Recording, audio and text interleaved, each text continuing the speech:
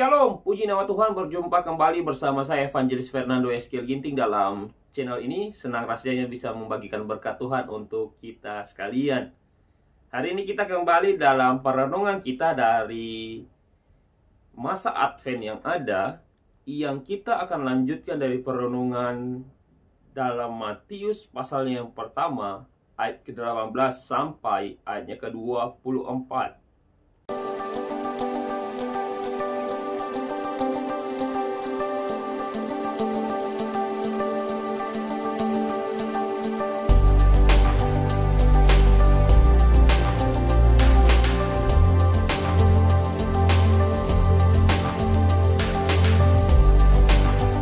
Tema renungan kita di hari ini, pengharapan saat rencana berantakan. Kita masih dalam minggu Advent ketiga dalam minggu ini, yang dimana kita kembali mengingat akan minggu-minggu di penantian itu sendiri.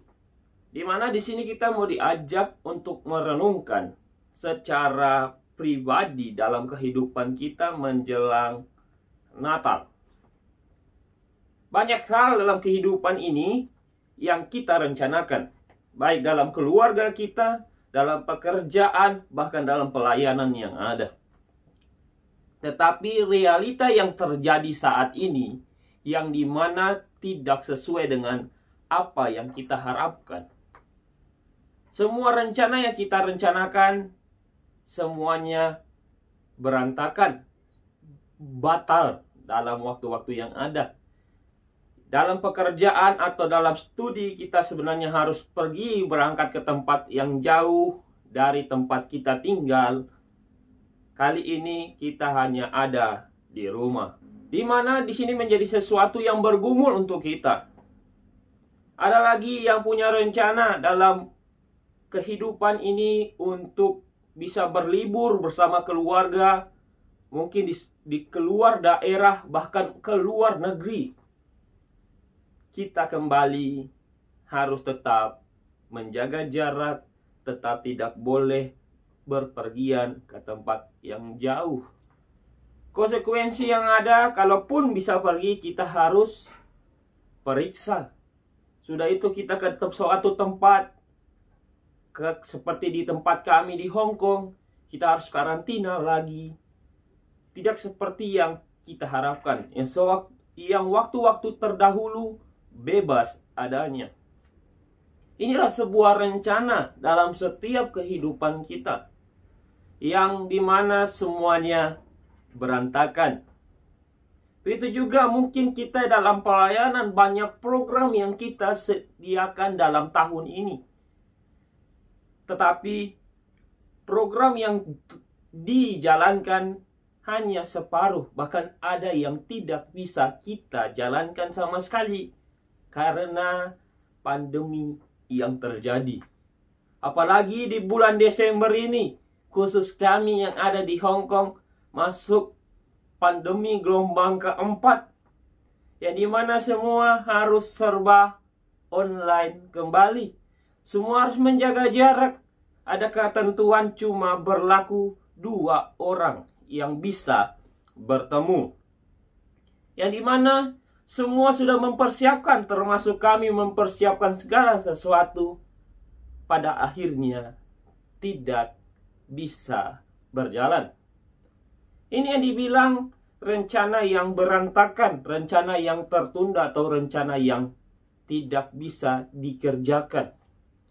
Sesuai tema kita di hari ini, pengharapan saat rencana berantakan. Apa yang diharapkan Yusuf dari kehidupannya? Tidak banyak yang kita tahu tentang tukang kayu yang hidup di abad pertama ini. Menurut tulisan Matius, ia adalah orang yang tulus hati dan setia. Ia seorang yang penyayang, mau melindungi Maria, meskipun rencananya untuk masa depannya jadi berantakan. Yusuf rela berkorban demi tugas yang diembannya, menjadi seorang suami untuk Maria dan ayah dari Yesus yang akan lahir di setengah situasi yang sangat tidak menyenangkan. Kita tahu pada saat dulu di kebudayaan Yahudi, ketika hamil di luar nikah, ada konsekuensi yang harus dikerjakan, ada yang harus dibuat, bahkan ada hukuman untuk pasangan, bahkan untuk perempuan itu. Ini yang terjadi untuk kehidupan Yusuf. Demi melindungi seorang balita atau bayi yang bukan darah dagingnya. Dalam Matius pasalnya kedua, ayat 13 sampai ayatnya ke-15, kita melihat sekilas pribadi Yusuf dalam pilihan-pilihan yang dibuatnya. Tetapi saya berharap kita tahu lebih banyak bagaimana ia memaknai apa yang dikatakan malaikat dan memahami semua yang terjadi. Apakah Yusuf sudah lama ingin menikah dan berkeluarga? Ini satu pertanyaan. Apakah ia memang mencintai Maria atau hanya dijodohkan orang tuanya seperti yang dulu dilakukan kebanyakan orang Yahudi? Apakah hatinya terluka saat tahu tunangannya mengandung? Apakah ia marah? Apakah ia frustasi karena tidak bisa serta-merta menceraikannya? Ini satu pertanyaan yang terjadi dalam kehidupan Yusuf. Kita tidak tahu pasti apa yang diharapkan Yusuf, tetapi pastinya tidak mungkin ia mengharapkan hal-hal ini terjadi. Tunangannya hamil, bakal bayi yang bukan anaknya, seperti yang kita sudah kira, tanpa ada hubungan seks atau hubungan suami istri, dan gunjingan orang sepanjang hidupnya. Ia harus terima cerita-cerita yang tidak enak pastinya untuk Yusuf sendiri. Siapa yang mau percaya cerita Maria tentang malaikat? Apakah Anda percaya? Apakah Yusuf sendiri percaya? Ini menjadi satu contoh atau menjadi sebuah pertanyaan yang begitu dalam untuk kehidupan kita. Mungkin ia tidak sepenuhnya percaya bila ada di posisinya. Kebanyakan dari kita mungkin juga sulit untuk percaya. Saya yakin itu. Meski kita sangat ingin percaya akan hal-hal yang dialami Yusuf.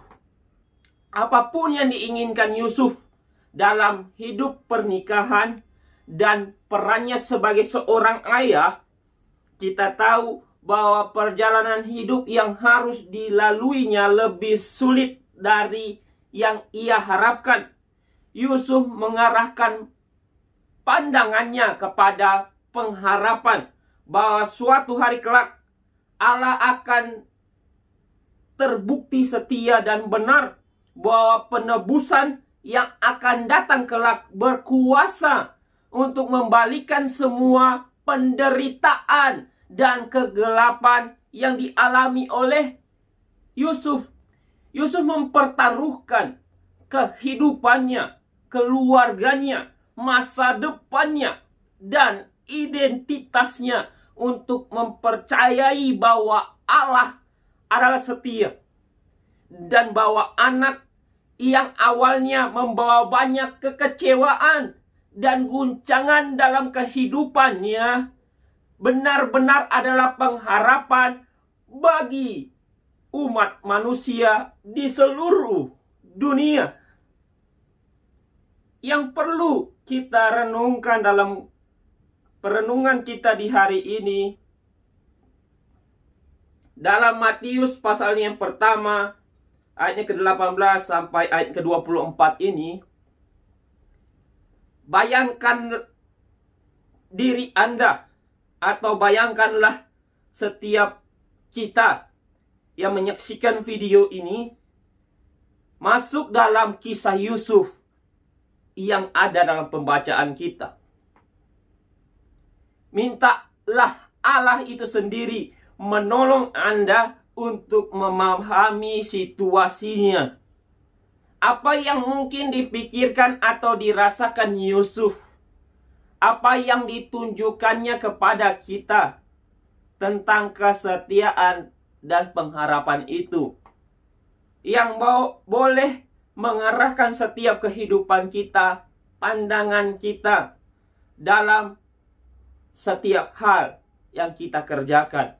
Mungkin itu tidak senang, mungkin itu tidak mengenakan, mungkin itu membuat kita terluka, bahkan terjatuh, bahkan sedih. Tetapi kita mau kembali kepada Sang damai Natal itu dalam kehidupan kita, bahwa dia membawa damai daripada Tuhan, atau damai itu sendiri dalam setiap kehidupan kita. Dia membawa pengharapan yang baru, dan pasti dia menjawab setiap pengharapan kita di dalam situasi yang saat ini terjadi. Mintalah kepadanya, pasti Tuhan akan berperkara. Dan siapkanlah setiap rencana yang kita buat dalam kehidupan kita, sehingga apapun yang kita rencanakan bukan sesuai apa yang kita inginkan, tetapi apa yang Tuhan inginkan. Amin. Perenungan firman Tuhan kita di hari ini. Sampai berjumpa dalam video-video selanjutnya. Kiranya Tuhan Yesus memberkati kita sekalian. Shalom.